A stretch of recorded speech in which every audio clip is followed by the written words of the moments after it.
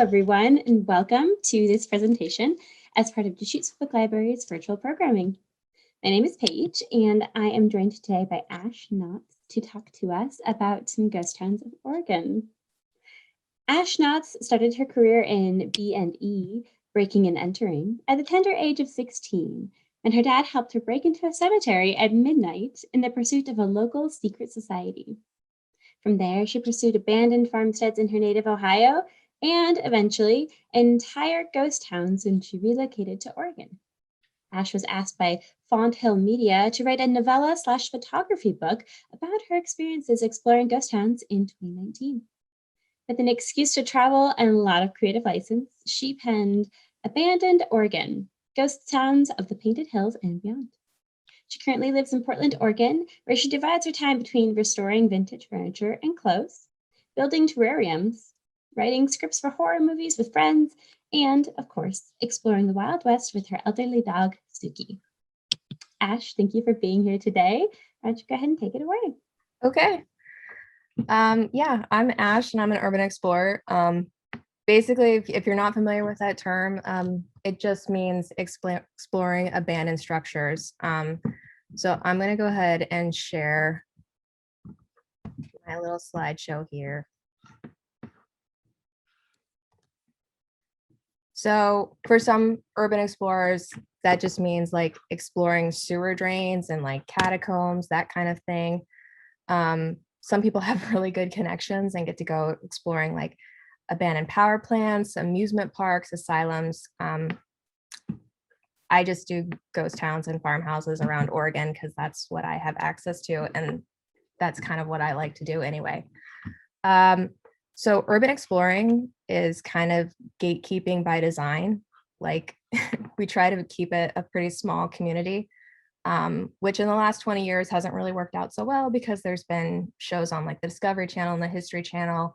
There's a couple of famous YouTubers that have made it like a really popular hobby, which is cool in some ways. In some ways it's not, because the more popular it gets and the more locations get shared, the more there's a contingency of people that kind of ruin it for everybody else.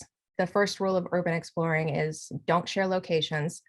The second rule is take nothing but photographs and leave nothing but footprints. But the more people who go, the more there's people who kind of ignore that second rule and like will take stuff or break things. And then neighbors are more likely to call the cops or put up no trespassing signs. And then it gets harder and harder for people who just want to go for like the love of adventure or just to take some pictures. You know, it gets harder and harder to go. So it's gatekeeping by design. It's not just like a hipster, keep it like to the cool people thing, but it's just to keep it to people who really want to do it for like the love of decay, to use a kind of overused Instagram word. But that being said, if you did want to go urban exploring, I really recommend going to some ghost towns in Oregon, because according to some people, and it's a little bit debated, Oregon has the most ghost towns of like any state in the union. And I think that has a lot to do with the gold rush. I don't really know, don't really care. I just like to go to them. So the number one place I would recommend, though, if you just want to like have the urban explorer experience without like driving for hours and hours on backcountry roads, is Antelope, which is a pretty famous ghost town by ghost town standards. You might be familiar with the Rajneeshi movement, like back in the 70s, try to take over this town. It was like a big deal. Wild Wild West documentary. I'm not really going to go into that because I just really like it for the abandoned ghost town that it is today. Currently, I think it has like 49 residents. So it's not technical ghost town. It's like an underpopulated hamlet. But for my money, it works because it's really beautiful. Basically, the entire town is just empty buildings. And there's a lot of really cool history here, which both of the times I've gone, I've run into this guy on his lawnmower, and he is like the unofficial town greeter as far as I'm concerned. I call him the mayor of Antelope. So both times I've gone, he's come up to me and just like started telling me stories about Antelope. This time he came like riding up on his lawnmower when I was just taking pictures. His dog comes running up to me first and like immediately plants itself right next to my legs, just like begging for pets. And this guy just starts yelling at me. And I thought he was mad at first because he's yelling over his lawnmower. And he turned the lawnmower off and he's like, "Do you know what this house is?" Gesturing at this like yellow house. And I'm like, "No." And he goes, "That's the whorehouse." Like really excited to tell me that. And then without even giving me like a minute to react, he just immediately starts talking about this other building on the other side of the hill, which this is the interior of. It's actually the old prison of Antelope, which you can see in this photograph. There's like a little gap underneath. And I guess back in the day, they had like the town drunk in there and they were trying to get him to sober up. It had been like a few days and they couldn't figure out why he was still drunk. And I guess like one of his buddies was sneaking down underneath the floorboards and like sneaking bottles of beer up through a hole in the floor and keeping him toasted, which the guy on the lawnmower thought was really funny. It's a little sad, but he's always been really friendly every time I've gone, which sometimes when you go to these ghost towns or like these underpopulated hamlets, you know, you're definitely taking pictures of maybe somebody's home. It's, you know, it's good to keep in mind to be respectful. And sometimes I've gotten the vibe that like I'm not welcome here and I don't want to cause trouble. I'm not about like offending anybody. I'm doing it, you know, for the fun, for the adventure, to take photography. I don't want to like cause trouble. But every time I've gone to Antelope, it's been pretty welcoming. I think, at least for this guy, he likes to keep the history of the town alive and like share it with people that come. So I definitely recommend going there. This is their like famous Antelope School, which a lot of times when you see it like on Instagram and Google image search, the colors are just like blasted to all hell. But in real life, it's kind of blends in with like the very muted landscapes. I think it's pretty. This is the whorehouse that he was talking about. This next set of pictures, this is more if you're like me and do like driving around for hours aimlessly on country roads that don't have names. I was very fortunate and came upon this house when it was covered in snow, which I think really makes like the colors of the graffiti just pop. This house was so cool. Definitely had some raves and some paint parties. Can definitely tell some drugs have been done here, which, you know,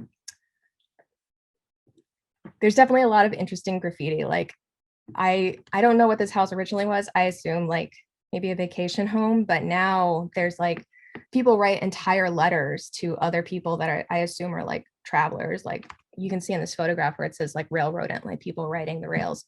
But there's like entire letters to like people that somebody's like, "Hey Steph, I was here in January, you owe me $20," or like like whatever.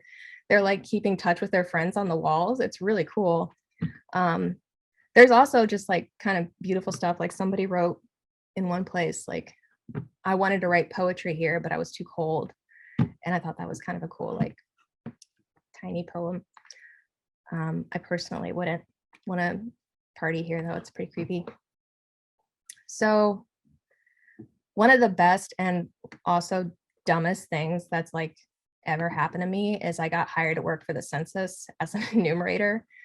So I basically got hired to like do my hobby and just go to houses and see if they're abandoned. When I was working in Portland, it really wasn't like that. There's not a lot of abandoned houses in Portland proper that I'm aware of. But towards the end of the census, they were like recruiting people to go to rural areas where they didn't have people to go even work. So I got sent to like southeastern Washington, which is super rural, super underpopulated. And they basically just needed people to go drive for hours and go see if houses are abandoned or not because they didn't fill out their census forms. So it was like a dream job. It was really cool. And this is one of the houses I got sent to enumerate, which I think you can pretty much tell by looking at it. It's definitely abandoned. Something my friends ask me a lot, like when I talk about urban exploring, is like, how do you know a building's abandoned before you go in? Like, what if it's just like in disrepair and like there's people inside? Like, do you just go in? And like, there's just a couple of things that I do to just try to like protect my own ass, because I'm also kind of stupid and I do it by myself, which isn't safe, and I don't recommend other people do that. Um, but whenever I see a building like this with like the doors off the hinges, it's a pretty good bet that nobody lives there. But just in case, like I always circle a property twice and like look in every single window, see if there's any signs of life. If there's cars in the driveway, I usually won't bother, just in case. Like it's better safe than sorry.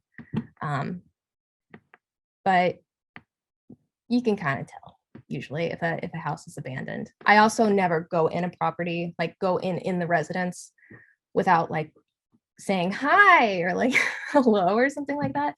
I try to sound like really friendly and non-threatening, just in case there's maybe like a squatter inside. I feel like if you sound too intimidating, it's going to be bad for you. So I just kind of try to sound as non-threatening as possible. And, you know, if someone's in there, hopefully they just tell me to like get lost. I've never had an issue though. So I guess I've been lucky. But obviously I did go in this house. And I kind of regretted it because once I got inside, I could hear something like moving around upstairs, and it was probably something getting blown around by the wind, but it did make me a little bit paranoid. But it was definitely worth going into because whoever owned this place had like the best taste in wallpaper. Like they were just making really cool choices. One of my favorite parts about urban exploring is just being able to see into somebody's private life, like just getting a weird glimpse of a complete stranger and how they lived and how they like left their home, which it's a weird thing to be able to see. Like you normally only see like your close friends and your family's houses. Like it's weird to get to see somebody's private space.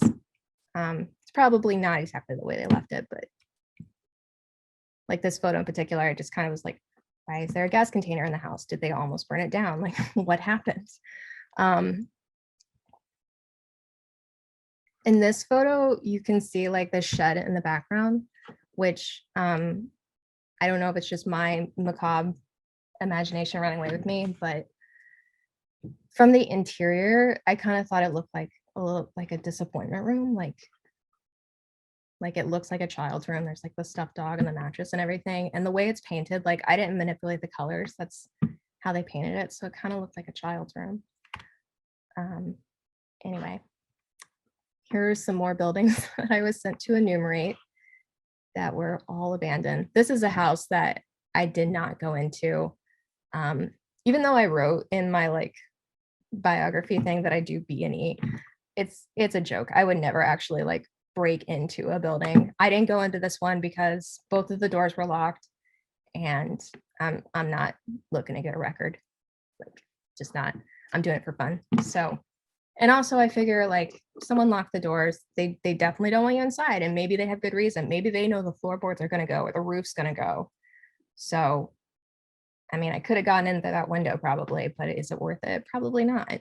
Like if you're going to do it, be smart about it. There are inherent dangers like asbestos and like I don't know, you know, I know a lot of people that do it go in with masks on.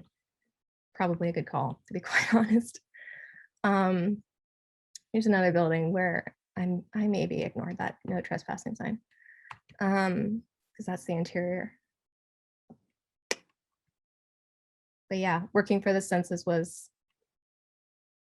really fun adventure. This house I couldn't get near because this tilled soil was basically like quicksand. Like there was just so little moisture in it, you just like sank right in. And then this is the one time where I violated the rule of to leave a property unchanged. But I left it for the better because my friends and I shot a horror film in this house. It's actually two houses that were like right next to each other. And they were both, the floorboards were just filled in like rat feces. So a friend of mine and I put on like hazmat suits and ventilators, and we went and we swept everything out just so that it was like safe for the cast and crew. And we also painted over this very creative graffiti, which we thought was kind of funny. It's very like Charles Manson teenager wannabes. But it turned out to be kind of accurate because the house was a little bit cursed. Like the entire time we were there, we have had constant technical issues. We were running everything off of a generator, which we were keeping outside because we were worried it would fall through the floorboards because it was so heavy. And it was constantly breaking down. Everything was constantly broken and not working. We ended up with zero audio from the entire shoot, like just got nothing. And then the icing on the cake happened kind of in this bathroom, which this is set dressing. We didn't find it with like plastic sheeting. That would be really creepy. But you can see like where the plumbing's been taken out of the walls. So those are just like holes straight through the wall that you can see like into the kitchen through. And we were shooting a scene in here where we had an actor with like a bunch of prosthetics on his back. He was sitting in the bathtub, like facing these holes. And of course, we were having more technical issues. So me and the crew, which was like me and 4 people, we all went outside to go like try to fix the issue. And I asked Jason, the actor, if he could just like sit tight in the bathtub because I was worried if he got up, he would mess up the appliances. So he's like, okay. And while we're out, we were gone for like only a couple of minutes. He's looking through these holes in the wall and he can see somebody in like acid wash jeans, just like pacing back and forth over and over again. And so he calls out like, hey, like thinking it's one of us, like wanting to know what the situation was if we're going to start shooting again soon. And as soon as he yells out, he can hear the footsteps stop. It's out of his eye line, but he can hear them stop moving and then just nothing happens. Like he didn't hear them walk off. He didn't hear them call back. They just like ceased to exist. So he got really creeped out. And like the next thing that the crew knew was Jason's walking out with like his shoulders up to his ears, just like in full panic, speed walking towards us. And he's like, there's a ghost in there. Because as soon as he came out, he could see that none of us were in like even anything close to light wash jeans. And we were the only people on the property that we knew of. So from that point on, we had like a buddy system in that house. As far as I'm concerned, it was probably a squatter because like I said, it was 2 houses and they were both pretty big. So it's a pretty good chance someone was just kind of hiding out there and didn't realize Jason was there. But it was a pretty creepy residence. There was just a lot of like weird stuff to be found. Like there was a huge collection of mayonnaise jars in the basement that just had never been opened, but I guess we're stockpiled just in case.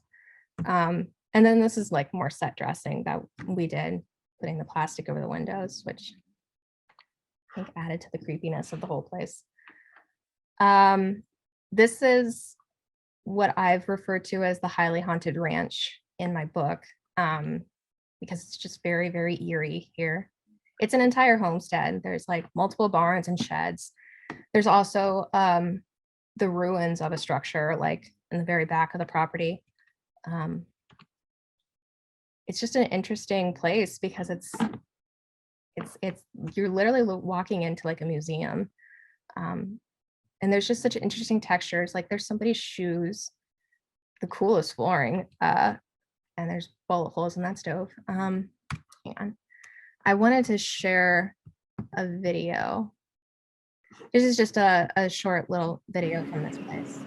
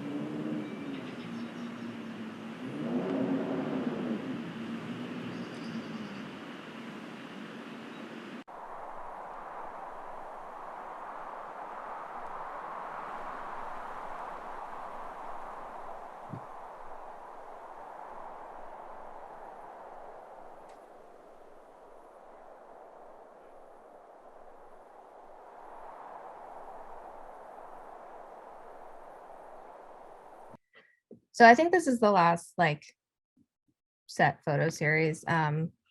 This is kind of like the sadder side of urbex. I mean, sometimes it's like the last place and it's just like it's so removed in history that kind of stops being depressing. But this sometimes you go into like newer homes where you can see like somebody lived here, or like somebody tried to save their house and their kids like signed the refrigerator, which is like all the more reason when you're doing this. I try to go with like the utmost respect. I know like some people see it as inherently disrespectful because it's trespassing. In my mind, if the door's open, it's fair game. And I'm not going to change anything. I'm just there to like observe, learn what I can about you, and just have a peek into like somebody else's life. It's just curiosity about not just the buildings, but just like human nature. It's weird to see into somebody's private life, and it gets addictive, I guess. But yeah, these are just some of my favorite shots from my book. And I just wanted to read a little something that I wrote that didn't quite make it into the book, but my passion for urban exploring was kicked into overdrive during a very dark time in my life when I felt alone and abandoned in a lot of ways. I needed to find a way to appreciate disarray and decay, not just for the beauty of what once was, but the story of the abandonment, but the story that the abandonment itself created. Sometimes it's cool to go in a house that could be renovated and saved, but my favorite bandos are way past that point. Looking at the potential for what once was and seeing that it's come to an end is bittersweet. The house is being consumed by nature and turned into something else entirely, which is a scary and dangerous place to be in. But when it's too late to go back, it helps me to embrace my own evolution by bearing witness to the end of something outside of me. Some things have an end, and that's okay. Thank you so much for sharing this with us, Ashley. This has been a really cool look at some really, really interesting places that I'm eager to go try and find myself. Great. So, a couple questions for you, if you don't mind. So, you said in your bio that your dad first was kind of the one to introduce you to this exploration. I think you called it urban exploration, where you were looking for a secret society in a cemetery at midnight. And you also mentioned how you are filming horror films with your friends. And it just seems like this is kind of your little niche, your area of interest. Have you always been interested in the macabre? Was it a hard sell to get your dad to drag you out at midnight? How did that journey kind of start? I've definitely always been interested in like the creepier side of things. I didn't really get into like dark stuff until I was like in my 20s and had some life experience. As far as getting my dad to go to like the cemetery with me, he was super down because he thought that was cool. My dad also like was really big on travel when I was a kid. So like we would go to foreign countries sometimes, and like a big part of going was like, let's go look at the ruins of castles. So it's his fault that I'm like this, really. So, do you ever try to discover or uncover the history of these places you're exploring? Are you ever so intrigued by something that you have to find out what happened to this town? What happened to this homestead? What kind of research do you do after or before you go out? I definitely love to research the towns. Like Antelope itself is a fascinating history. There are a couple of other towns that like, I mean, sometimes it's just depressing. It's just like the evolution of the economy and people just kind of moving away because there's no jobs, and it gets kind of repetitive sometimes. I do wish that it was easier to like find more out about like these residences. But it's kind of hard because a lot of them they don't have addresses. There's like no way to look them up really. Um, it's something I would like to do more, especially for like that ranch that I showed. Like I would love to know the history of that place. Like why why did they leave that entire structure, you know? Like and yet I can only imagine that it was probably a tragedy. I don't know why you would leave it all like that. Can you ever tell if there are signs to what may have happened, such as fire damage, or as you mentioned, with the recent ones, some of the kids' names are written. Do you ever find hints there, or do you prefer almost to kind of make it up as you go along and put your own spin on what may have happened? I definitely like to put my own spin on what may have happened. Like with the disappointment room, it's probably not. It's probably just my imagination. But you do find like little clues, and it's kind of fun to play detective. Like with the ranch again, like that whole structure that was probably a big barn, just like from looking at the layout of it, probably caught fire, and maybe like if I put on my detective hat, maybe that was like their supplies for the winter or whatever. Like that was everything they had that they needed to survive. Um, that's definitely part of the fun of urban exploring, is like trying to put together this puzzle piece of like, this house is so gorgeous. Why did you leave? Oh, because there's a fire damage, or you couldn't pay your mortgage. From the sad point of view, they're both sad. That's incredible. Is there anything else that you want to share with us? Anything else that you've discovered, or if you have advice for people who might be going out? I know you mentioned a couple things in there. The buddy system is a good one. Don't go alone. Okay. Don't ever enter a locked door, and then also just like the proper PPE and how to protect yourself a little bit. Yeah, the one thing I did forget to mention, I mentioned like always go around a building twice. I've made that my like hard and fast rule, because there was a building that I explored in Ohio where I went around the first time just looking for like signs of life. And the second time I went around, I was really glad I did, because the second time I noticed that the floorboards like further into the house, where I could like barely see because it was kind of dark, they had completely fallen through.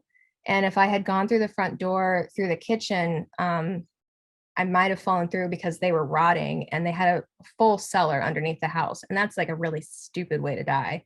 So I can't stress enough, like if you feel uneasy at all, don't go in the house. It's probably not that worth it. It's not worth breaking your leg. Um, I know some people go armed when they go urban exploring. I personally don't. Uh, just have your keys ready. Be ready to go. That's fantastic. Well, Ash, thank you again for joining us, and thank you everyone who has participated in this program. We hope you enjoyed.